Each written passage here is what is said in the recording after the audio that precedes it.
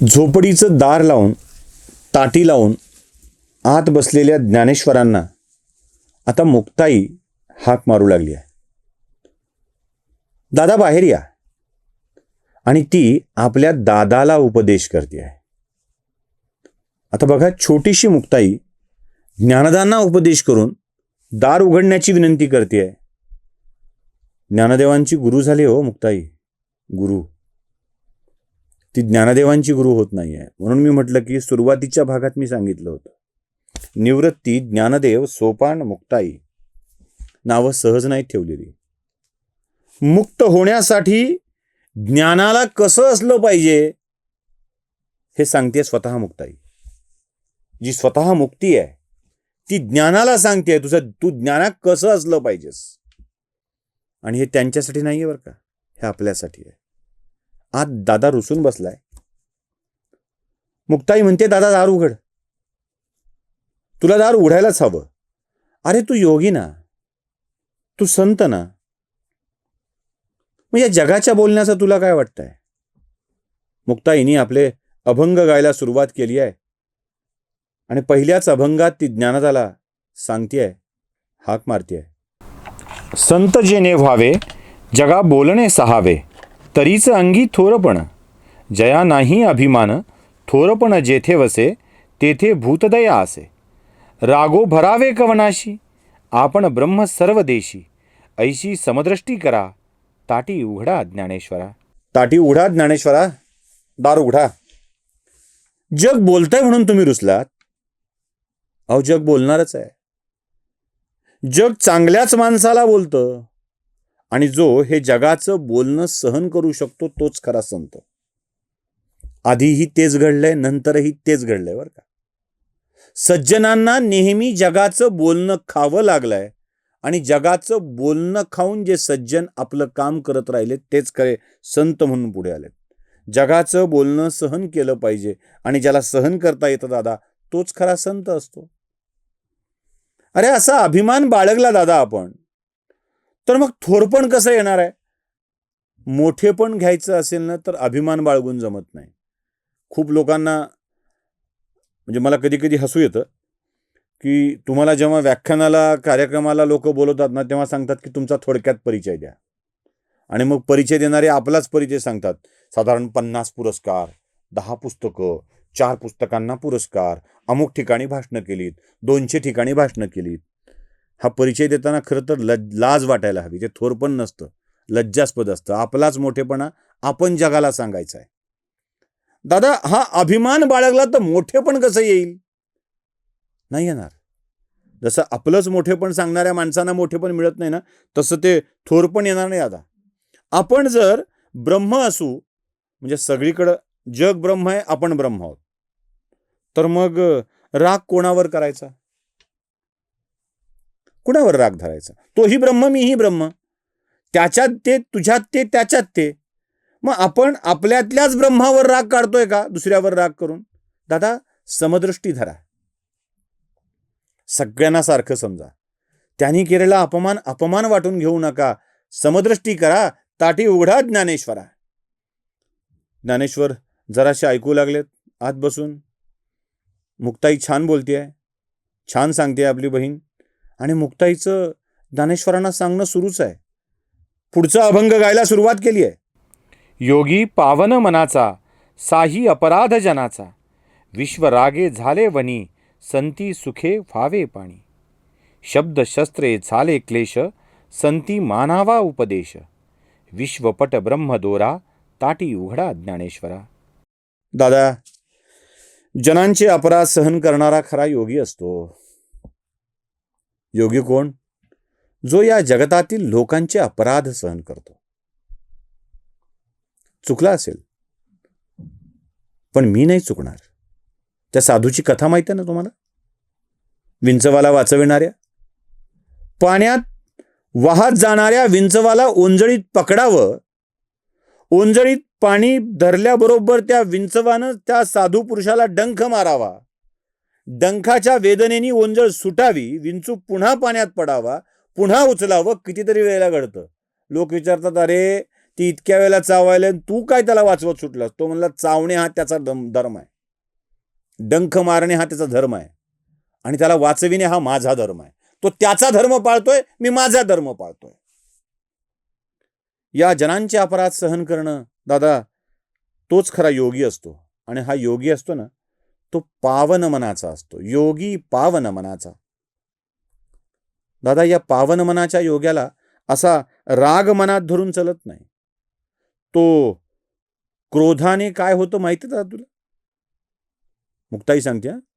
दादा, क्रोधाच्या आगीत विश्व जळत असतं. क्रोधाच्या आगीत विश्व जळत असतं, पण योगी या आगीला पाण्याने विझवत असतो. योगी म्हणजे पाणी आहे. पुढे हीच गोष्ट एकनाथांनी फार छान पद्धतीने समजून सांगितली आहे.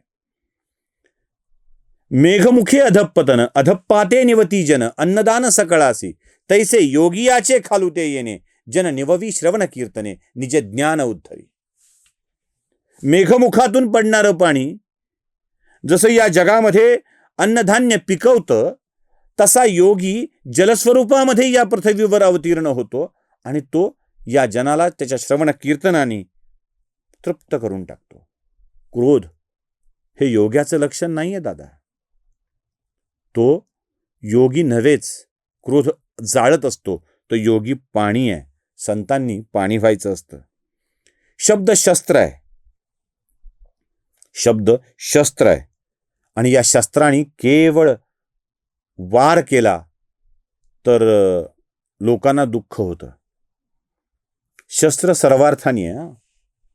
शस्त्र सर्वार्थानी आहे. हातात आग झाल्यावर किंवा जखम झाल्यावर ती जखम बरी करण्याचं औषध असेल तर औषध ही शस्त्रच आहे. म्हणून संतांनी हे क्लेश मिटवणारं शस्त्र झालं पाहिजे. ते शब्द वापरले पाहिजेत. क्लेश वाढवणार नाही. विश्व हा पट आहे तर ब्रह्म हा दोरा आहे. या पटावरती ब्रह्माच्या दोऱ्यांनी आपल्याला विणावं लागणार आहे. हा ब्रह्माचा, कारण सगळं जग म्हणजे ब्रह्म आहे. या विश्वाच्या पटावरती ब्रह्माचा दोरा वापरून जो हे सगळं वस्त्र विणतो ना, एक धागा सुखाचा वालं, 100 धागे दुःखाचे टाळून जमत नसतं. एक धागा सुखाचा, एक धागा सुखाचा असं करत गेलो आणि 100 धागे दुःखाचे टाळत गेलो तर वस्त्र विणता येणार आहे का? एकेका धागाची फक्त पट्टी तयार होईल. या सुखदुःखाच्या धाग्यांनी हे वस्त्र विणलं पाहिजे. सुखाच्या धाग्यांनी दुःखाला बांधून ठेवलं पाहिजे. या विश्वाच्या पटावर ब्रह्म दोरा करा आणि या दुःखाला बांधून ठेवा. ताटी उघडा ज्ञानेश्वरा. मुक्ताईच्या ज्ञानेश्वरांना हाक मारण्याची ही पद्धत अजून सुरूच आहे. सुखसागरी वास झाला, उच नीच काय त्याला, अहो आपण जैसे व्हावे, देवे तैसेच करावे. ऐसा नटनाट्य खेळ, स्थिर नाही एक वेळ, एकापासूनी अनेक झाले, त्यासी पाहिजे सांभाळिले.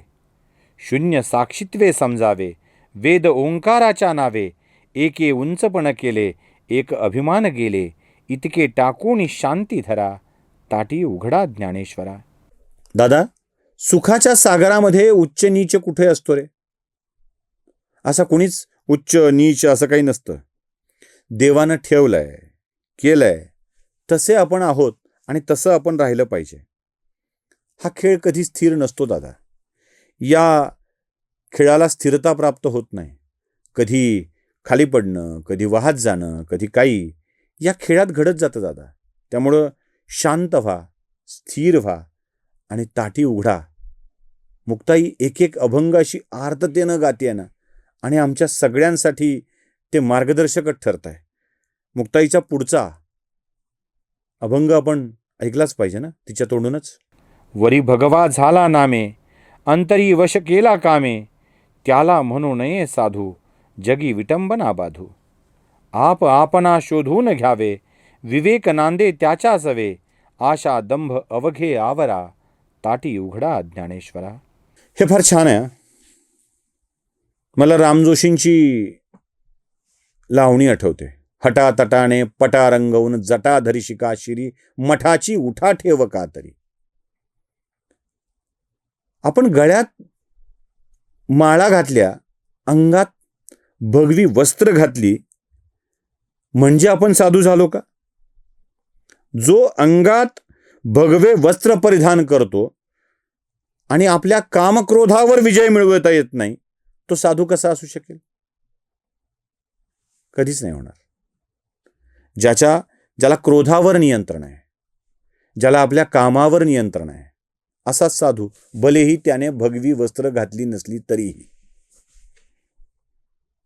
साधू होण्यासाठी भगवी वस्त्र घातली पाहिजे असं नाही. भगव्या वस्त्राचा अर्थच आहे त्याग. काषाय वस्त्र, त्याग. त्याग कसा? त्याग द्वेषाचा, त्याग रागाचा, त्याग क्रोधाचा, त्याग मत्सराचा, त्याग मोहाचा.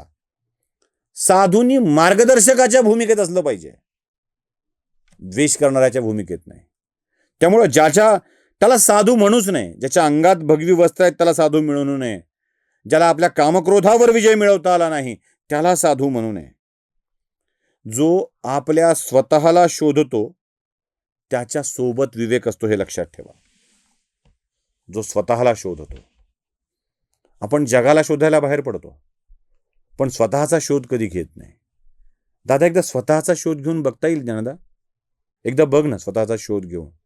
त्यामुळं आशा, मनातल्या आशा, दंभ याला आवरलं पाहिजे. मी माझ्यावर सांगतो, म्हणजे उगाच आपण फार खेळत बसत नाही. मी माझ्यावरून सांगतो. माझ्या मनात दंभ आहे. आपण त्या यूट्यूबवरचा व्हिडिओ बघितला असेल. सोशल मीडिया इन्फ्लुएन्सर आहे मी, रील स्टार आहे मी. मला कसा काय टोल लावता तुम्ही? मी माझा इन्फ्लुएन्सर म्हणून गेलो आणि मला नीटच वागवलं पाहिजे अशी अपेक्षा ठेवून असेल तर हा दंभ आहे. मी कोणीतरी आहे म्हणून जगाने मला नमस्कार केला पाहिजे, मला नीट वागवलं पाहिजे, हा माझ्यातला अहंकार आहे. या अहंकाराला आवरा तर तुमच्यासाठी ताटी उघडेल, लक्षात ठेवा. नाही ताटी उघडणार नाही माऊली. म्हणूनच तर मुक्ताई म्हणते, दादा आशा दंभ आवरा, साधू पण खरं काय ते जाणून घ्या, ताटी उघडा ज्ञानेश्वरा. मुक्ताईचा पुढचा अभंग दया क्षमा याबाबतचा आहे. तो आपण आज ऐकूया आणि उद्या त्यावर बोलू. संततेची जाणा जगी, दया क्षमा जाचे अंगी, लोभ अहंता नये मना, जगी विरक्त तोची जाणा. इह परलोकी सुखी, शुद्ध ज्ञान ज्यांचे मुखी, मिथ्या कल्पना मागे सारा, ताटी उघडा ज्ञानेश्वरा.